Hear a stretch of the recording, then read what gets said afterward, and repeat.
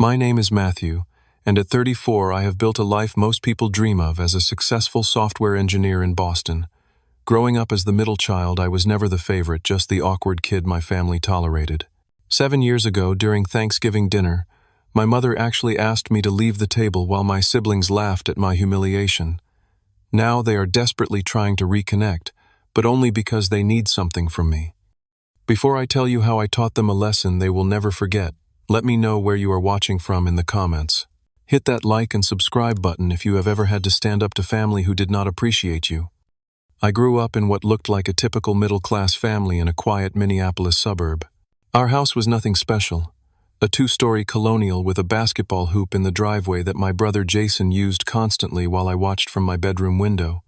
My family consisted of my stern father Richard, who worked as a small business owner selling insurance, my controlling mother Karen, who micromanaged our lives while maintaining her image as the perfect suburban mom, my older brother Jason, who was 3 years my senior, and my younger sister Amanda, 2 years behind me. From the beginning, the family dynamics were crystal clear. Jason was the golden child, the athletic star who collected trophies in football, basketball, and baseball. Every weekend, my parents drove him to tournaments across the state, their faces beaming with pride.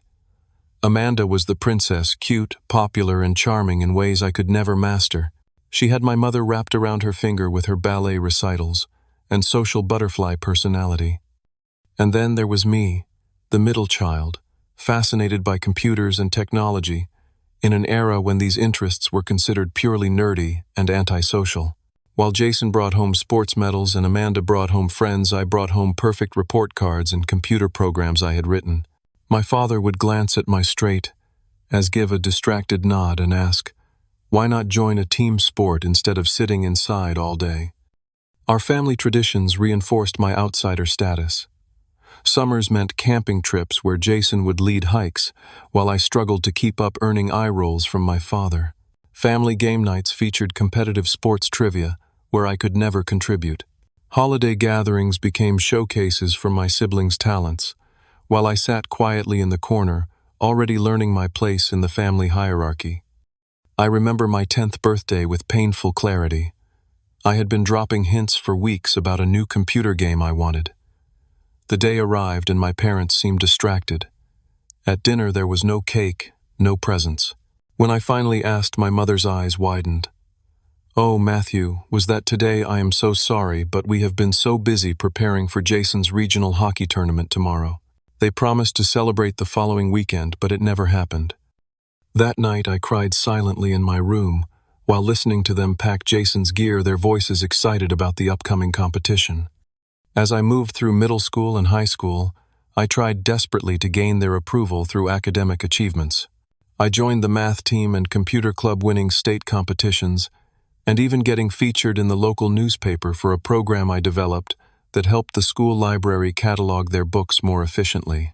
My mother hung the article on the refrigerator for exactly 3 days, until it was replaced by a photo of Amanda at her dance recital.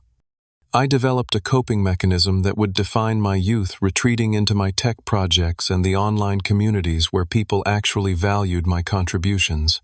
In my bedroom, surrounded by computer parts and code books, I found a sanctuary where I could excel without judgment.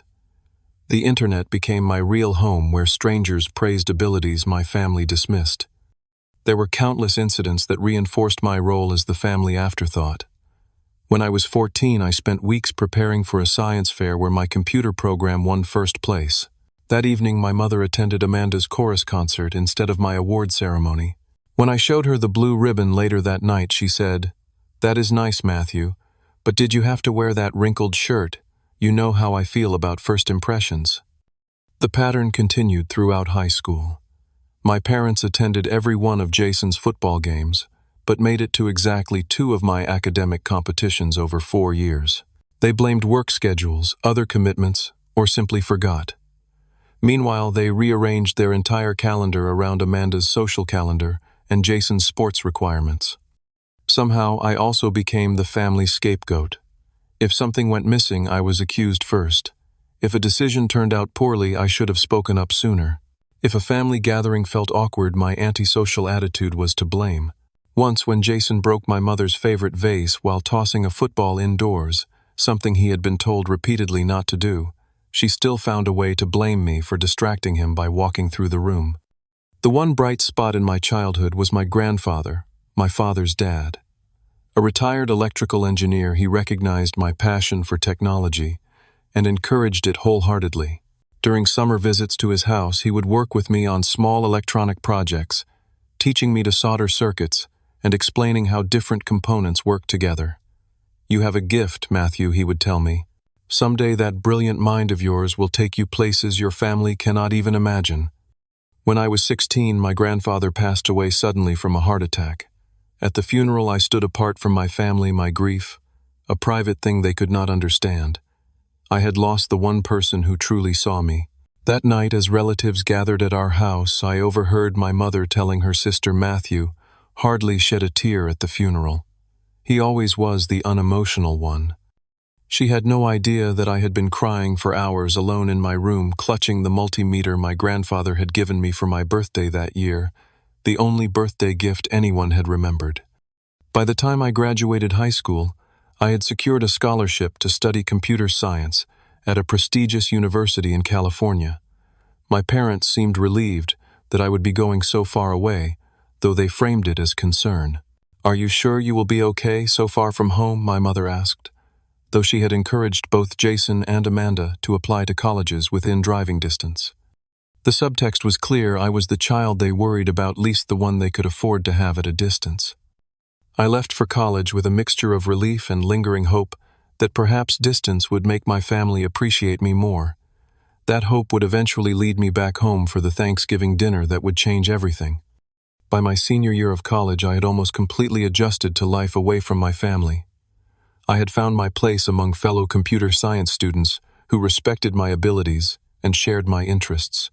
The constant need for parental approval had faded, somewhat replaced by genuine friendships and academic success. That November, I received incredible news. After a grueling series of interviews, I had been offered a prestigious internship at one of the top tech companies in the country, a position that typically led to full-time employment with a six-figure starting salary. It was the opportunity of a lifetime validation of all the hours I had spent coding while my brother played sports and my sister socialized. I decided to share the news in person during Thanksgiving break rather than over the phone. Perhaps naively, I thought this achievement might finally earn me the recognition I had sought for years. I flew back to Minneapolis with a lightness in my step I had not felt in years around my family. Our house was exactly as I remembered it. Jason's sports trophies prominently displayed in the living room, Amanda's dance photos covering an entire wall, and my academic awards nowhere to be seen. My mother greeted me with her usual distracted hug, immediately asking if I could help set up the dining room for the extended family that would be joining us. Thanksgiving dinner was always an elaborate affair in our household. My mother spent days preparing, viewing the meal as a reflection of her worth as a homemaker. This year, 15 people squeezed around our dining table. My immediate family, both sets of grandparents, minus my paternal grandfather, whose absence I still felt acutely, my mother's sister, and her husband, and 3 cousins around my family age. I helped with preparations all morning, waiting for the right moment to share my news. Every time I tried to speak with my parents, they were too busy, my father watching football with Jason, my mother directing kitchen operations with Amanda as her loyal assistant. Even then, I noticed how they included my siblings in meaningful ways, while assigning me menial tasks like setting out napkins and filling water glasses. Finally, we gathered around the table. My father carved the turkey while my mother beamed at her perfect family tableau. The conversation flowed around me, my aunt asking Amanda about her sociology classes at the state university, my uncle discussing the football season with Jason, and my father. I waited patiently for a natural opening. Just as I was about to speak up during a brief lull, my mother turned to Jason with a broad smile. "Jason, did you not say you had some exciting news to share with everyone?" Jason straightened up his chest, puffing slightly. "Yeah, actually. Coach called yesterday. I have been offered a full football scholarship for my master's program. They want me to stay on as assistant coach while I study sports management." The table erupted in congratulations. My father clapped Jason on the back so hard it would have sent me sprawling. "That is, my boy, Always knew you would go far. My mother actually dabbed at her eyes with her napkin. We are so proud of you, honey. This calls for a toast. She raised her glass, and everyone followed suit, including me, though the familiar weight of invisibility was settling back onto my shoulders. After several minutes of discussion about Jason's bright future, questions about the program, and reminiscing about his athletic achievements, the conversation finally shifted to my cousin's new job. I saw my opportunity and cleared my throat.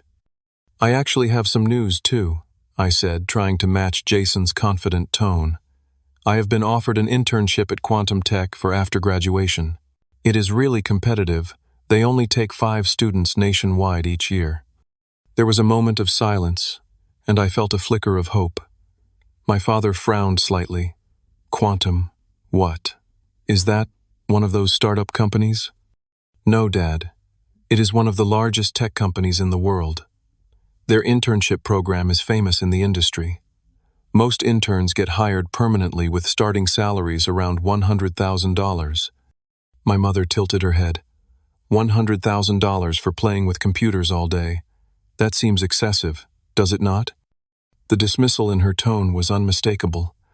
I felt heat rising to my face but tried to maintain my composure. I would not be playing mom.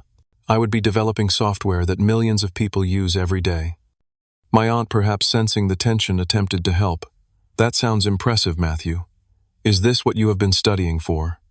Before I could answer, Jason snorted. Matt has always been glued to a screen. At least now he might make some money from it. Several people chuckled, and Amanda added, "Remember when he tried to explain coding to Grandma last Christmas? She thought he was speaking a foreign language." More laughter rippled around the table. I felt my opportunity slipping away. "It is actually a really big deal," I insisted, my voice rising slightly. "The recruiter said my algorithm design was the best they had seen from an undergraduate." My mother's expression hardened almost imperceptibly. "Matthew, there is no need to raise your voice. We are all very happy for you, but there is no need to try to overshadow your brother's achievement." "Overshadow?" I repeated, genuinely confused. "I am just sharing my news just like Jason did." The difference, my mother said with that tight smile I had come to dread, is that Jason waited to be asked. He did not try to make the conversation about himself. I looked around the table, searching for an ally, but found only uncomfortable expressions, or worse, subtle agreement with my mother. So I should have waited to be asked. When has anyone ever asked about my accomplishments? The table fell silent. My father shifted uncomfortably, but said nothing. My mother's smile disappeared entirely. "Matthew, that is enough," she said, her voice dangerously quiet. "You are being dramatic and making everyone uncomfortable. I am just asking for the same respect and interest that Jason and Amanda get automatically," I replied, struggling to keep my voice steady. My mother set her fork down with a deliberate motion that somehow echoed through the silent dining room. "I think," she said slowly, "that you should take some time to cool off. Perhaps you should leave the table until you can behave appropriately." I stared at her in disbelief. "You are asking me to leave? I am 22 years old, not a child." "Then stop acting like one," she snapped. "Go to your room until you can be pleasant company." The silence that followed was deafening. I looked at my father, who studied his plate intently. I looked at my grandparents, who seemed deeply uncomfortable but unwilling to intervene. And then I heard a snicker from Jason, quickly followed by a poorly disguised giggle from Amanda. The humiliation burned through me like acid. I stood slowly, my chair scraping against the hardwood floor. "Enjoy your dinner," I managed to say before walking out of the dining room with as much dignity as I could muster. As I climbed the stairs to my childhood bedroom, I heard the conversation resume behind me, as if nothing had happened. By the time I reached the top of the stairs, laughter was already floating up from the dining room. In my old bedroom, surrounded by the few remnants of my childhood that my mother had not packed away, academic certificates that never made it to the walls downstairs, science fair ribbons stuffed in a desk drawer, I sat on the edge of the bed, too shocked to even cry. I could hear the muffled sounds of the continued Thanksgiving celebration below. Nobody came to check on me. Nobody brought me a plate of food. I sat alone for nearly an hour before hunger drove me back downstairs. The dining room had been cleared, dishes done, leftovers packed away. My family had moved to the living room for dessert and coffee. As I entered the kitchen looking for food, I overheard their conversation from the adjacent room. "Cannot imagine sitting at a desk all day staring at a screen," Jason was saying. "I would go crazy." "Well, it suits Matthew," my mother replied. "He has always preferred computers to people." "Remember when Dad tried to teach him to throw a football?" Amanda added, followed by laughter. "He closed his eyes every time." I quietly made myself a sandwich from leftovers and returned to my room, the weight of their words heavier than any hunger. That night, as I lay in my childhood bed listening to the comfortable sounds of my family continuing their evening without me, I made a decision that would alter the course of our relationship forever. After graduation, I would create as much distance as possible between myself and the people who had never seen my worth. The next morning I left before anyone else was awake, taking an earlier flight back to California. I left a brief note saying I had changed my flight for study purposes. It was the beginning of my new life, one where I would no longer seek approval from those unwilling to give it. 6 months after the Thanksgiving dinner incident, I graduated with highest honors in computer science. My parents and siblings attended the ceremony, maintaining the appearance of a proud, supportive family. They smiled for photos and made appropriate comments about my achievement, but there was an undeniable distance between us, a chasm that had been growing for years, but had become unbridgeable that Thanksgiving night. I accepted the internship at Quantum Tech and moved to Boston immediately after graduation. The physical distance, over 1,000 miles, was a relief. The move marked not just a geographical separation, but an emotional one. I was determined to build a life where my worth was not determined by family validation. The early days in Boston were challenging. The internship was demanding, pushing me to my limits technically and mentally. I worked 14-hour days, fueled by a mixture of ambition and the lingering need to prove myself. My studio apartment was barely furnished, just a mattress on the floor, a desk for my computer, and a single chair. I poured everything into my work, using the pain of rejection as fuel. During those first few years, my contact with my family became increasingly superficial. Monthly phone calls with my mother consisted of her talking about Jason's coaching career or Amanda's social life, with perfunctory questions about my work that revealed she had no real interest or understanding of what I did. My father rarely came to the phone, sending his regards through my mother. My siblings reached out only when they needed something: Jason asking for help with his fantasy football website, Amanda wanting assistance with her college papers, or later advice on buying a laptop. Neither ever asked about my life or career unless it directly benefited them. Every holiday, my mother would call to express disappointment that I would not be coming home. "Family should be together," she would say, though they had made me feel anything but part of the family. I made excuses about work demands or travel costs, but the truth was I could not bear to return to a house where I felt like an unwelcome guest. Meanwhile, my career began to flourish. After the internship, Quantum Tech offered me a full-time position as a software engineer, with a salary that exceeded even my expectations. Within 2 years, I had developed a security protocol that became standard across the company's platforms, earning me my first industry recognition. By my 28th birthday, I had been promoted to senior engineer, leading a team of developers on a project that would eventually generate millions in revenue. The same year, I filed a patent for an innovative encryption algorithm that caught the attention of the tech community. An industry magazine featured me in their Under 30 issue, highlighting my contributions to cybersecurity. The irony was not lost on me that as my professional reputation grew, my family remained largely unaware of my success. I never volunteered information about my accomplishments during our infrequent conversations, and they rarely asked specific questions. In their minds, I was still just Matthew who played with computers. While my career soared, I channeled some of my energy into a side project, a startup focused on educational technology that would make coding accessible to disadvantaged students. Working nights and weekends with 2 like-minded colleagues, we developed a platform that attracted attention from venture capitalists. 3 years after inception, we secured $3 million in funding. As my financial success grew, so did my personal support network. The colleagues who had become friends understood me in ways my family never had, appreciating my technical mind, my dry sense of humor, my dedication to excellence. We celebrated achievements together, supported each other through challenges, and created the kind of bonds I had always craved. I formed particularly close friendships with David, a brilliant UI designer who shared my passion for educational technology, and Rachel, a marketing executive whose warmth and emotional intelligence helped me navigate social situations that had always been challenging for me. Together with a few others, they became my chosen family people who valued me for exactly who I was. My personal life was not without complications, however. I briefly dated Melissa, a talented graphic designer who worked with our startup. For 6 months, things were promising. She was intelligent, creative, and seemed to understand my dedication to work. But as we grew closer, my inability to fully trust and open up became an insurmountable obstacle. When she ended things, her words cut deep. "It is like there is a part of you that is locked away, Matthew. I cannot be with someone who will not let me in completely." Her observation led me to therapy, where I began the slow, painful process of addressing the family trauma that had shaped me. Dr.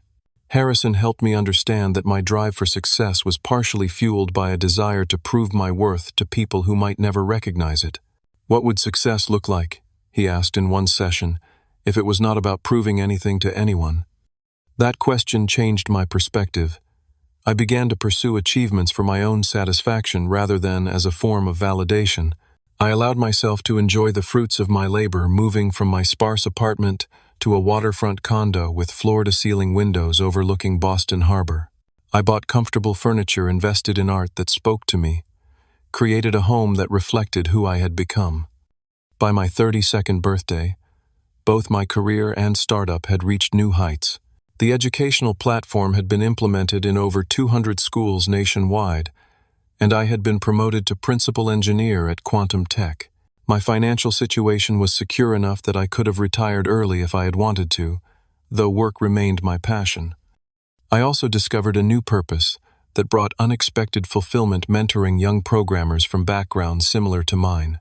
I established a scholarship program at a local community college and volunteered weekends at a coding camp for high school students.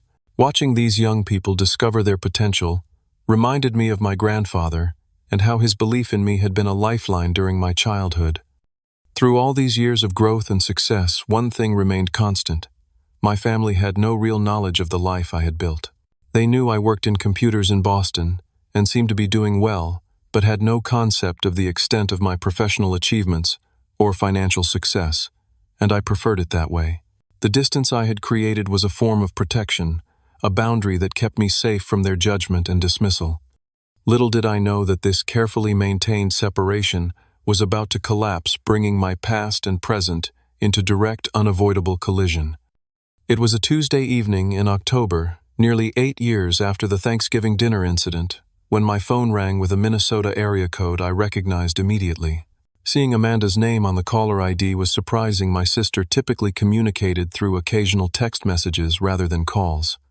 "Matthew, hey, it is Amanda. How are you?"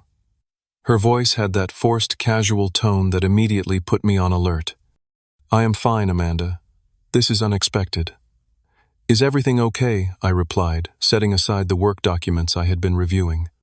"Oh yeah, everything is." She paused. "Well, actually, no.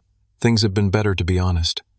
What followed was several minutes of awkward small-talk questions about Boston's weather, comments about how long it had been since we had properly spoken, observations about how quickly time passes.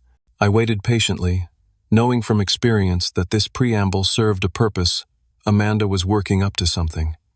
Finally, after exhausting her repertoire of pleasantries, she sighed.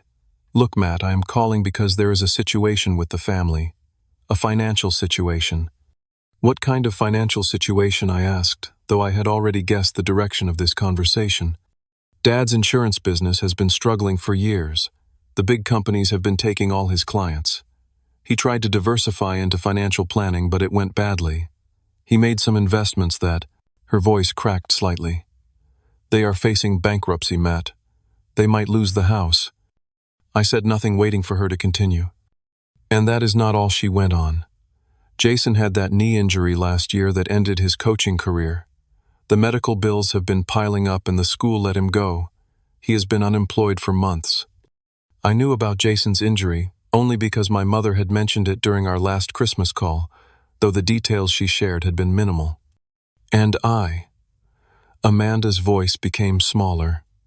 I got divorced last year. Tom left me with the kids and moved to Seattle with his new girlfriend. I have been struggling as a single mom. I had to move back in with mom and dad temporarily, but now with their situation. The picture became clearer with each detail. My successful but distant brother was now unemployed and in debt. My socially adept sister was a struggling single mother, and my parents, who had built their identity around their comfortable middle-class stability, were facing financial ruin. I am sorry to hear all this, I said, meaning it despite our complicated history. It sounds like everyone is going through a difficult time. Yeah, it has been rough. Amanda agreed, her voice brightening slightly now that the worst had been revealed. So we were thinking. The family was discussing options, and we remembered that you have been doing really well with your computer job in Boston. There it was the real purpose of the call. We were hoping, and I know this is a lot to ask, but maybe you could help out with just a small loan, just to get everyone back on their feet. Dad needs about $50,000 to save the business, and Jason has medical bills around $40,000, and I have been struggling with childcare costs while I look for a better job.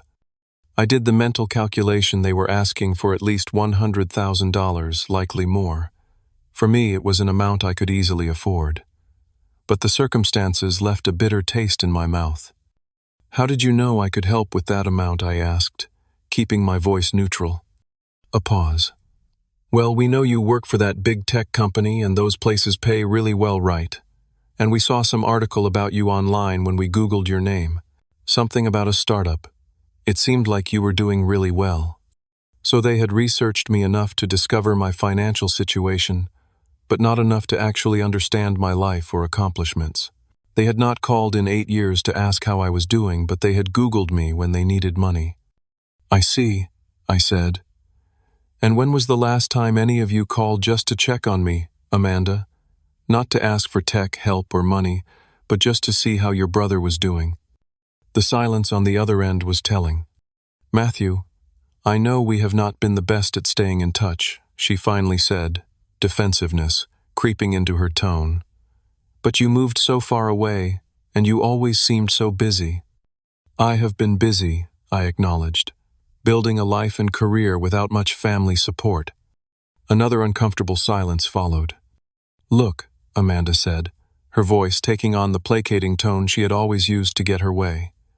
Maybe we could discuss this in person. Mom was thinking we could have a family dinner this weekend. You could fly in, we could all catch up properly, and discuss how to move forward together, as a family. The irony of another family dinner was not lost on me. A family dinner, I repeated. Like the Thanksgiving where Mom asked me to leave the table, and you and Jason laughed. Matt, that was years ago, Amanda protested. Are you still hung up on that? We were all younger then, and it was just a misunderstanding. I took a deep breath, considering my options. Part of me wanted to refuse outright to tell Amanda that they had made their choice years ago when they decided I was not worth their time or respect. But another part, perhaps the part still seeking resolution, saw an opportunity. Do Mom and Dad know you are calling me about this? I asked. It was actually Mom's idea, Amanda admitted. She said you have always been the responsible one with money, and that you would want to help family in need. 8 years of minimal contact, and suddenly I was the responsible one when it benefited them. I will think about it, I said finally. The dinner, I mean. I will let you know by tomorrow if I can make it. After ending the call, I sat in my living room overlooking the Boston skyline, turning the conversation over in my mind. The timing was revealing. Not a call when I was featured in industry magazines, not a call when my startup secured funding, not a call on many birthdays and holidays. But financial trouble struck, and suddenly I was worth contacting. I called Dr. Harrison, my therapist, and scheduled an emergency session for the following morning. I needed perspective from someone who understood the complexity of my family dynamics before making a decision. What do you hope to achieve? "If you go," Dr. Harrison asked during our session after I had explained the situation. "I am not sure," I admitted. Closure, a chance to finally be seen for who I have become, or maybe just the satisfaction of them knowing what they missed out on by dismissing me all these years. "Those sound like reasons rooted in old wounds," he observed gently. "What about reasons focused on your present and future well-being?" His question made me pause. What did I want from this encounter beyond settling old scores? "Maybe clarity," I said finally. "A chance to establish honest boundaries, to help them in a way that does not enable the same toxic patterns."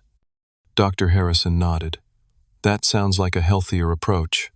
Remember, Matthew, this is not about revenge or even justice. It is about you deciding what kind of relationship you want moving forward, if any." By the time I left his office, I had made my decision. I would go to Minneapolis that weekend, not with the intention of rescuing my family financially, but with a plan to address the real issues that money could not solve. I called Amanda back and agreed to the dinner, booking a flight for Friday evening. Then I began preparing not just financially but emotionally and strategically for a confrontation 8 years in the making. The flight to Minneapolis gave me 5 hours to reflect on what I was about to do. I had spent the days since Amanda's call consulting with my financial advisor about the most prudent ways to potentially help my family without creating unhealthy dependencies. I had also prepared myself mentally for what would undoubtedly be an emotionally charged encounter. Landing at the Minneapolis airport felt like stepping back in time. The familiar skyline, the distinct Midwestern atmosphere, it all brought back memories both comforting and painful.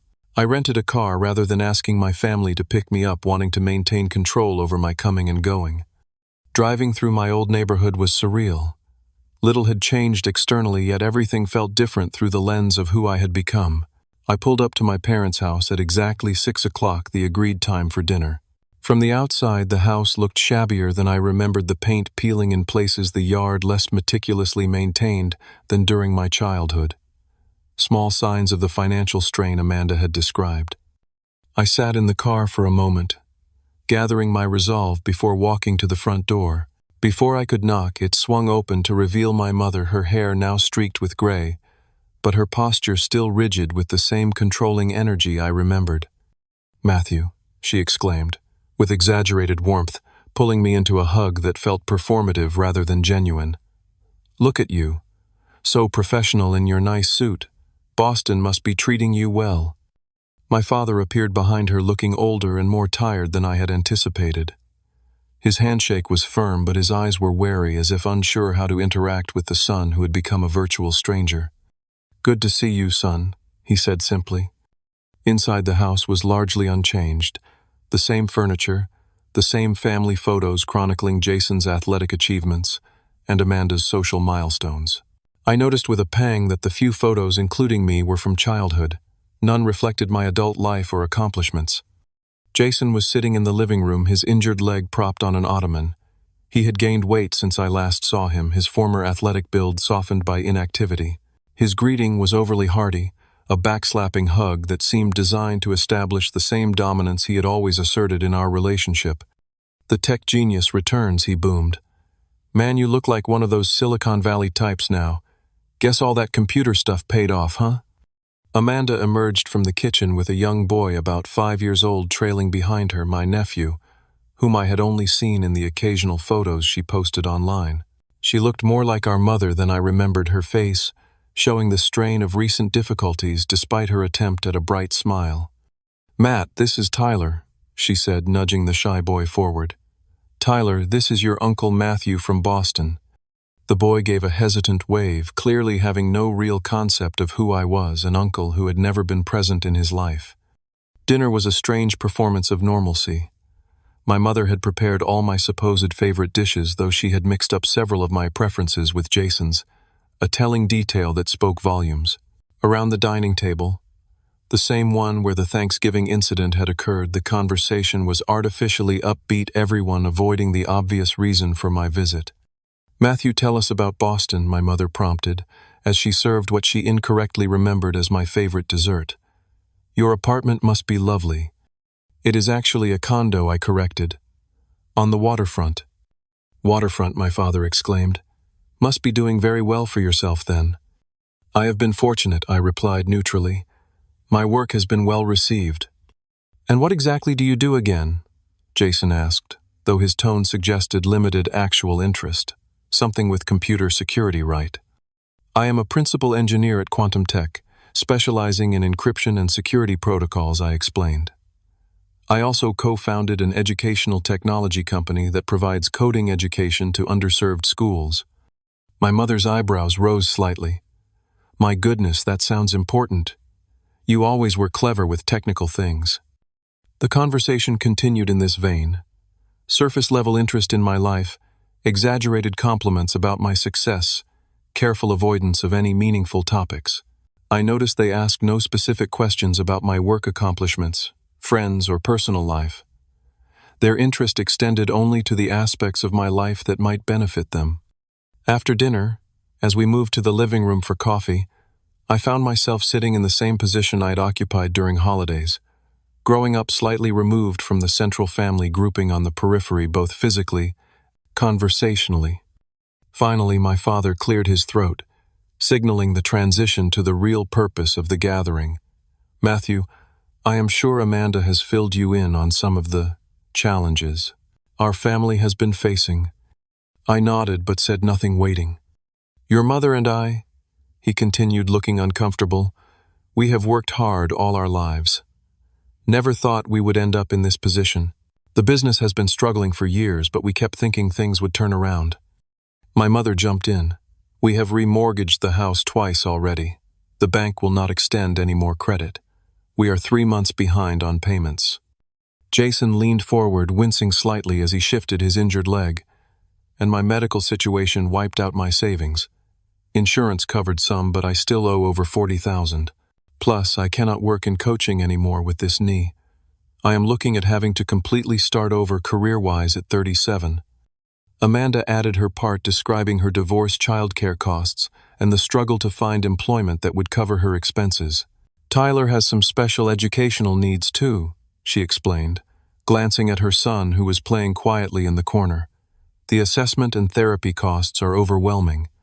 They laid out their financial situation in detail, a combined need of approximately $150,000 to clear debts, save the house, and provide a cushion for fresh starts. We know it is a lot, my mother said, her voice taking on the authoritative tone I remembered from childhood. But family helps family, and you have done so well for yourself. Jason added with a chuckle that did not quite mask his resentment. Yeah, little brother, finally being useful to the family, right? Amanda shot him a warning look before turning to me with a practiced smile. We figured it would not even be much money for someone like you, considering your position and that startup thing you mentioned. My mother nodded in agreement. Family is family, Matthew. We have always been there for each other. That last statement, so blatantly contrary to my experience, was the catalyst that broke my measured silence. Have we? I asked quietly. Been there for each other, I mean. The room fell silent. My mother's smile faltered slightly. Of course we have, she insisted. We are a close family. Are we? I continued, keeping my voice calm and even. When was the last time any of you called just to see how I was doing? Not because you needed tech support or money, but because you cared about my life. My father shifted uncomfortably. Jason rolled his eyes. Amanda looked down at her hands. Matthew, my mother said with a hint of warning, if this is about that Thanksgiving dinner years ago. It is not just about one dinner, I interrupted. Though being humiliated and asked to leave the table for sharing good news was certainly a defining moment. You were being disruptive, my mother defended. And that was what, 7-8 years ago?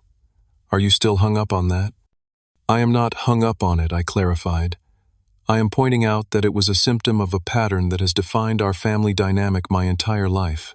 A pattern where Jason and Amanda received automatic support, interest, and validation while I received criticism, dismissal, and indifference. Jason scoffed. Here we go with the middle child syndrome. Poor Matthew, so neglected. Jason, my father warned, surprising me by actually intervening. I turned to my brother. When I was going through college, did you ever once call to ask how I was doing? When I got my first job, Did you congratulate me? When my startup was featured in Tech Innovator magazine, did you notice? Jason had no response. Amanda, I continued, in the past 5 years you have texted me 17 times. 15 were asking for tech help with your computer or phone.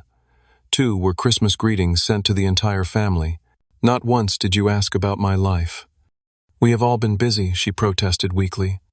And Mom, Dad, I said, turning to my parents, did you know I filed a patent 3 years ago that I created a scholarship program for disadvantaged students, that I was named one of the top 30 technologists under 30 in the country did?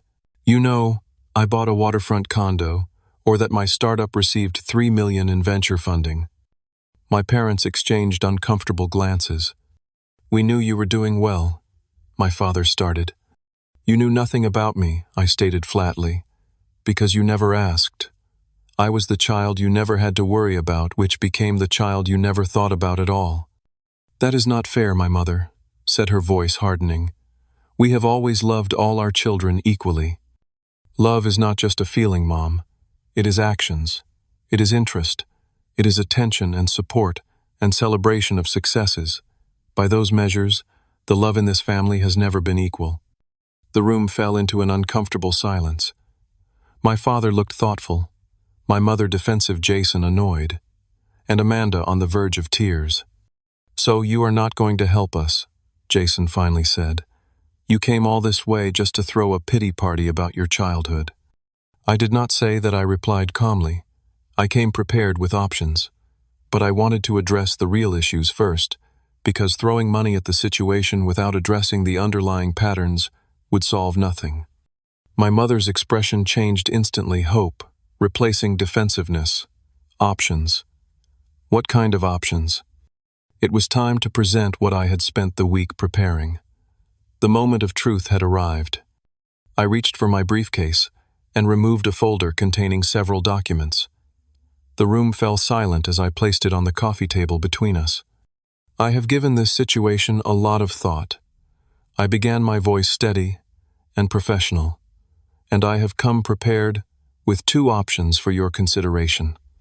I opened the folder and removed a check, $150,000 made out to my father. I placed it on the table where everyone could see it. My mother gasped audibly. Amanda's eyes widened. Jason leaned forward, a smile spreading across his face. Option 1, I said, gesturing to the check. The full amount you need to clear your debts, save the house, and provide some cushion for fresh starts. My father reached for the check, but I gently placed my hand over it. There are conditions. Conditions, my mother repeated, her tone immediately suspicious. I nodded. 4 specific conditions, actually. I removed another document from the folder. First, I would need a written apology from each of you, acknowledging the patterns of favoritism and dismissal I have experienced throughout my life. Jason scoffed, but I continued undeterred.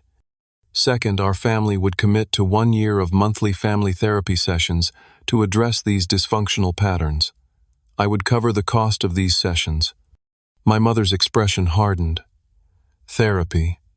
That seems rather dramatic, Matthew. Third, I continued, regular family contact that is not centered around money or what I can do for you. Monthly video calls where we genuinely check in with each other's lives. And fourth, my father asked, his voice quieter than the others. Fourth, we would volunteer together at a community center in Minneapolis that helps disadvantaged youth once a month for 1 year. It would give us structured time to rebuild relationships while helping others. The room fell silent as they absorbed these conditions. So basically you want to control us, Jason said finally.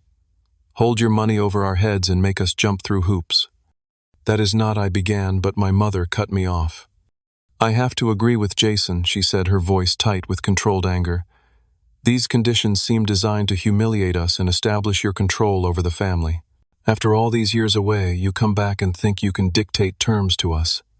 The conditions are not about control, I explained calmly. They are about addressing the root causes of our family dysfunction so that any financial help actually leads to healing rather than enabling unhealthy patterns. They are ridiculous, Jason insisted. Therapy, written, apologies. What are we, children? Amanda, who had been quiet, finally spoke. "Matt, if you really loved us, you would just help without all these strings attached." I had anticipated this reaction. Without responding directly to their objections, I removed another set of documents from my folder. As I said, I came with two options. The second option does not involve a direct cash payment. I laid out three separate documents. Instead of giving you money directly, I would provide targeted assistance.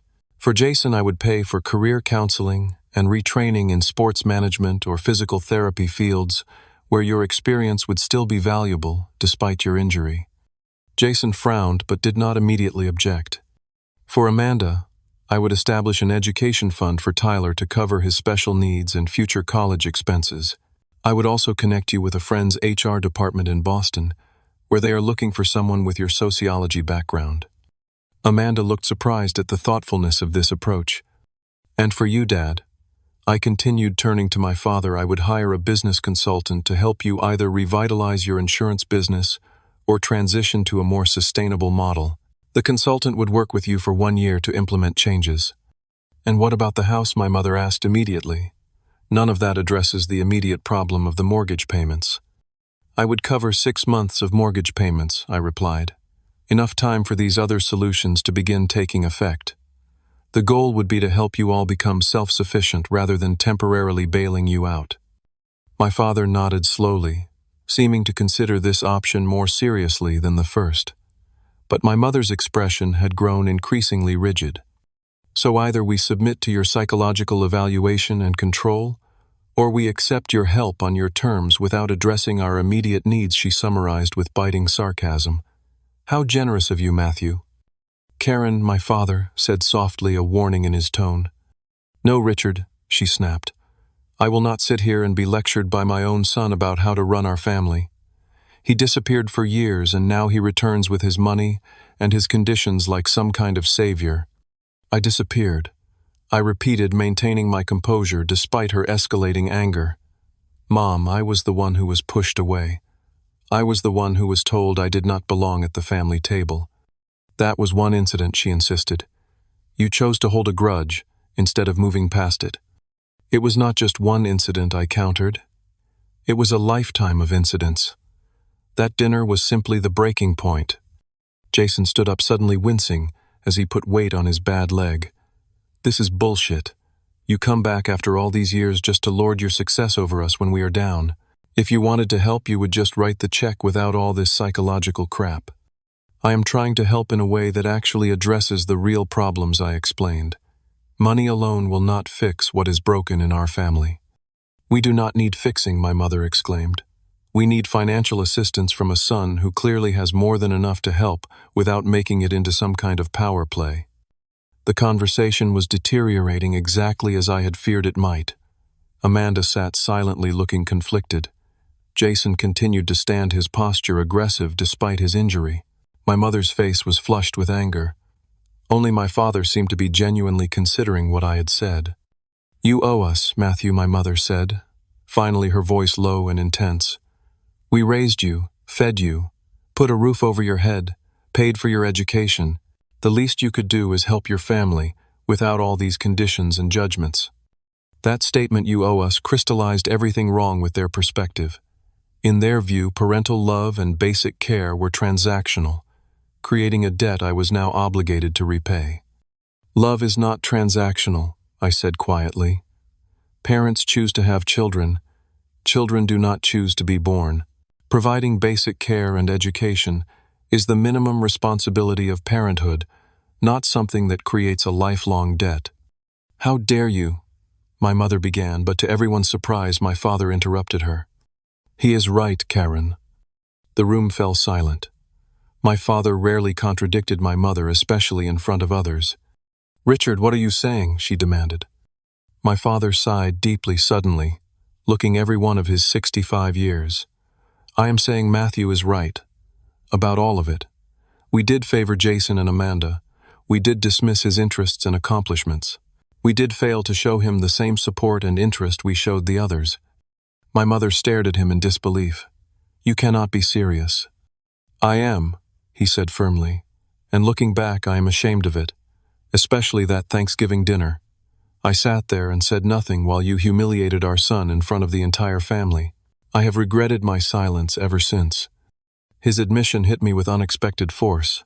After years of therapy and self-reflection, I had come to terms with my family's treatment, but I had never expected any of them, especially my father, to acknowledge it so directly.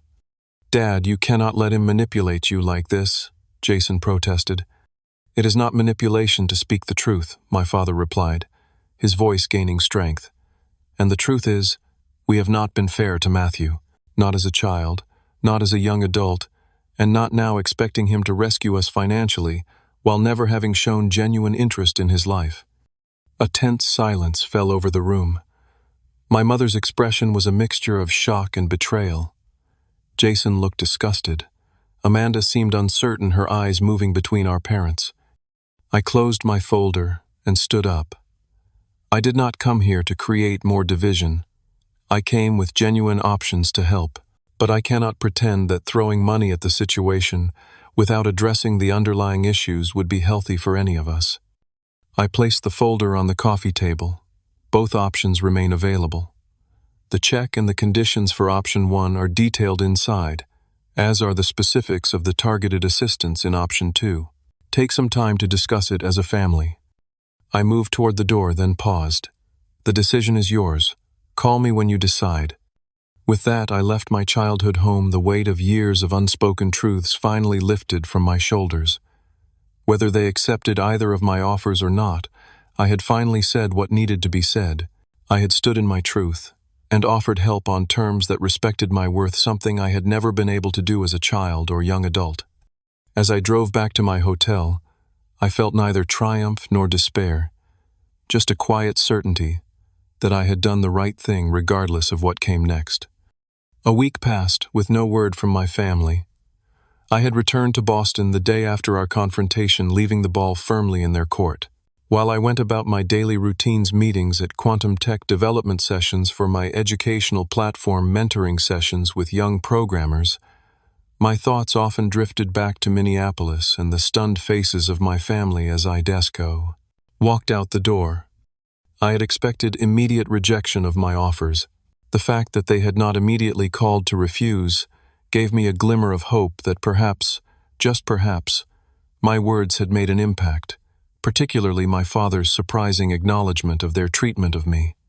On the 8th day after my visit, my phone rang with my father's number, not my mother's, which was significant in itself.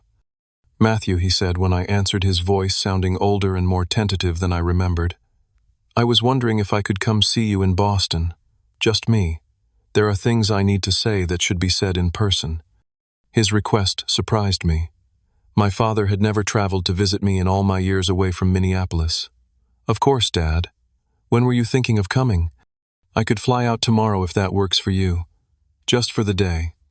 We made arrangements, and the following evening I met my father at my condo. The look on his face, as he took in the floor-to-ceiling windows overlooking Boston Harbor, the tasteful modern furniture, the obvious signs of success, told me he was truly seeing me, perhaps for the first time, as the accomplished adult I had become, rather than the overlooked middle child he had dismissed. "This is quite a place," he said, accepting the coffee I offered him. "You have done well for yourself, Matthew. Better than I ever imagined." "Thank you," I replied, simply gesturing for him to take a seat in the living area. He sat down heavily, placing his coffee on the table untouched. "I have been doing a lot of thinking since your visit, a lot of remembering too, things I had conveniently forgotten or never let myself see clearly." I remained silent, giving him space to continue. "I want to apologize," he said, looking directly at me. "Not because of the money or because of any conditions, but because it is long overdue. I failed you as a father in many ways.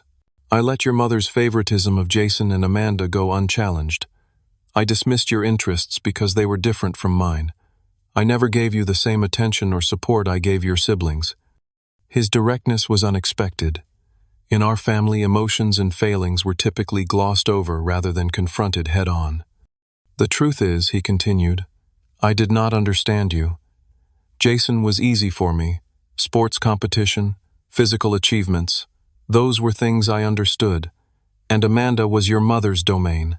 But your mind works in ways mine never could. Your interests in technology, your quiet intelligence, I did not know how to connect with those things, so I took the easier path of focusing on your siblings. That must have been difficult to realize, I said, genuinely moved by his self-awareness. Not as difficult as it must have been to grow up feeling invisible in your own family, he replied. That Thanksgiving dinner. I have replayed it in my mind 1,000 times. I should have spoken up. I should have defended you. The shame of my silence has stayed with me all these years. We talked for hours. My father shared perspectives on my childhood I had never heard before, his own insecurities about connecting with a son whose intellect intimidated him, the dynamics of his relationship with my mother that had led to his passivity, his private pride in my achievements that he had never adequately expressed. So what happens now? I asked eventually. Have you discussed my offers with the family? He nodded. That is the other reason I came. After much debate, and I will not pretend it was easy or unanimous, we have decided to accept your second option. I was genuinely surprised. I had expected them to eventually accept the cash with conditions or more likely to reject both offers out of pride. Mom agreed to this, I asked skeptically. Not initially, he admitted. But after I took a hard stand for perhaps the first time in our marriage, she began to see that your approach offers more than just financial relief. It offers a path to genuine independence and self-sufficiency. Over the following months, my relationship with my family began a slow, sometimes painful transformation. My father embraced the business consultation, working diligently with the advisor I connected him with to restructure his insurance business, with a focus on specialized markets the big companies were neglecting. Within 6 months, the business was showing signs of stability. My mother was the most resistant to change. She attended the occasional family video call, but remained defensive and quick to change the subject whenever deeper emotional topics arose. Still, there were small moments of progress. A question about my current projects, a comment on a photo I shared of my Boston neighborhood. Baby steps, but movement nonetheless.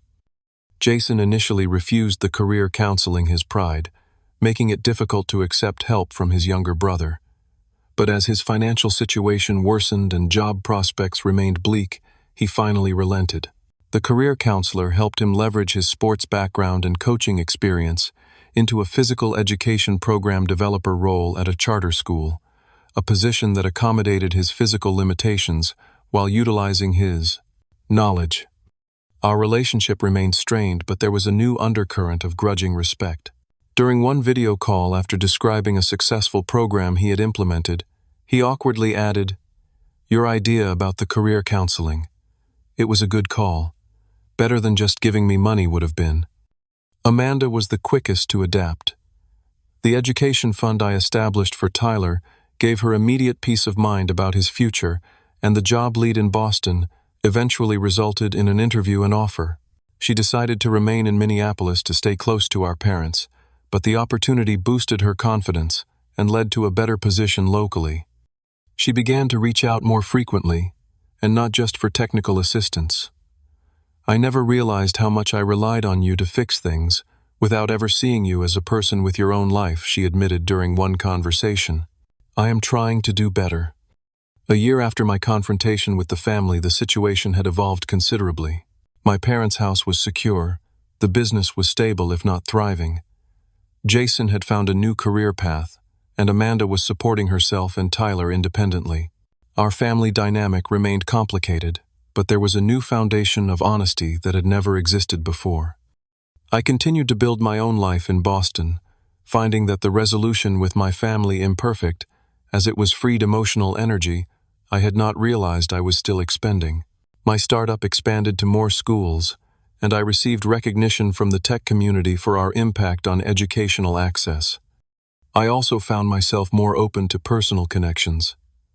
Through a coding mentor program I ran, I met Sarah, a high school computer science teacher with a passion for educational equity. Unlike previous relationships, I found myself able to be vulnerable about my past without fear of judgment.